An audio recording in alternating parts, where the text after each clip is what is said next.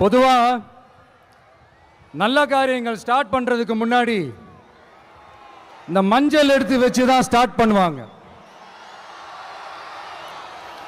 நம்ம வீட்டில் கூட நம்ம அம்மா அக்கா தங்கைகள் நமக்காக நாம நல்லா இருக்கணும்ன்றதுக்காக மஞ்சள் புடவை கட்டிக்கிட்டு தான் வேண்டிக்குவாங்க. அப்படி அந்த மஞ்சள்னாலே ஒரு தனி வைப்பு தாங்க. நம்ம கொடியில கூட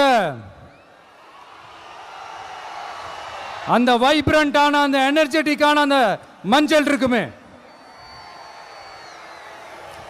அந்த மாதிரி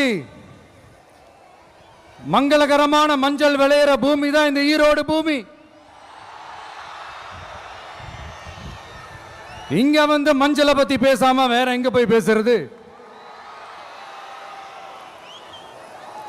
அது மட்டும் இல்ல, இங்க ஒரு மகத்தான ஒரு மனிதரை பத்தி நம்ம பேசியே ஆகணும். இந்த ஈரோடு மண் விவசாயத்துக்கும் பேர் போன மண். இங்க நடக்கிற அந்த விவசாயத்துக்கு மிக முக்கியமான ஒரு கவசமா இருக்கிறது என்ன தெரியுமா? காலிங்கராயன் அணை, காலிங்கராயன் கால்வாய். காலிங்கராயன் அணை கட்டினதுலையும் கால்வாய் வெட்டினதுலையும் உயிரான உணர்வு பூர்வமான நிறைய விஷயங்கள் இருக்குது. அப்படி அந்த ப்ராசஸ்ல அவர் அந்த அணை கட்டும் போதும் கால்வாய் வெட்டும் போதும் ரொம்ப சோர்வடைஞ்சிட்டாராம். அப்ப அவங்க அம்மா அதை பார்த்துட்டு சொன்னாங்களாம், மகனே காளிங்கா, தயிர் வித்த காசு தாழ்வாரம் வரைக்கும் இருக்குது, மோர் வித்த காசு முகுட வரைக்கும் இருக்குது, அதை எடுத்துக்கிட்டு போய் அணைய கட்டியா கால்வாய வெட்டியான்னு சொல்லி தைரியம் கொடுத்தாங்களாம். பெத்த அம்மா கொடுக்கிற அந்த தைரியம் இருக்கு பாருங்க, அதை தாண்டி வேற எதுவுமே கிடையாதுங்க. ஒரு மனுஷனால எதையும் சாதிச்சு காட்ட முடியும்.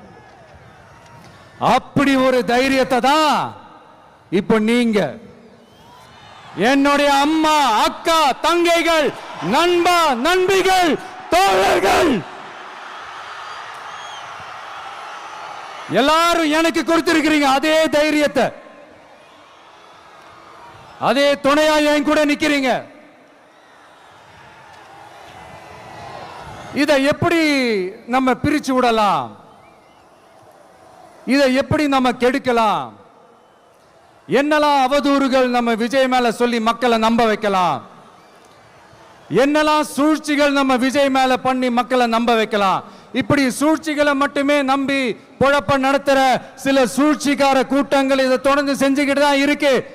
ஆனா அவங்களுக்கு தெரியாது, இது இன்னைக்கு நேத்து வந்த உறவு இல்ல. கிட்டத்தட்ட 30-33 வருஷத்துக்கு மேல இருக்கிற உறவு.